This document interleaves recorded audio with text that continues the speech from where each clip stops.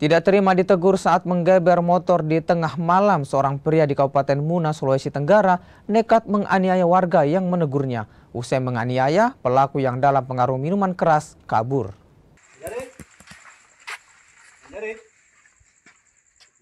Pria berinisial MI tak berkutik saat ditangkap di depan rumahnya. Pelaku ditangkap di desa Kangkunawe, Kecamatan Manginti, Kabupaten Muna Barat. Penangkapan bermula dari adanya laporan warga atas aksi penganiayaan terhadap seorang pria berinisial DA. Korban dianiaya setelah menegur pelaku yang menggeber motor dengan knalpot burung di tengah malam saat warga sedang tertidur. Usai menganiaya, pelaku kemudian kabur dari lokasi. Sementara korban menjalani perawatan intensif di RSUD Kabupaten Muna akibat luka tikam. Nah, dan kemudian pelaku dia datang dengan ribut, suara motor ribut.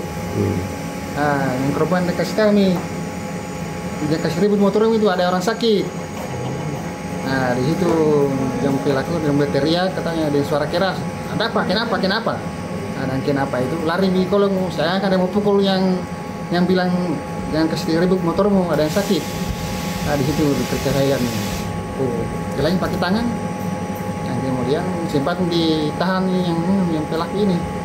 Nah, jangan tidak usah nih. Nah, sudah nih. Itu amannya sudah pulang di rumahnya yang korban. Yang pelaku juga ada pulang di rumahnya juga, entah ambil pisau, entah ambil apa begitu. Nah, di situ nih jadi kedua kalinya nih penikaman begitu. Pelaku kini ditahan dan terancam pasal penganiayaan dengan senjata tajam dengan ancaman 5 tahun penjara. Devrianto Neke, Kompas TV, Muna Barat, Sulawesi Tenggara.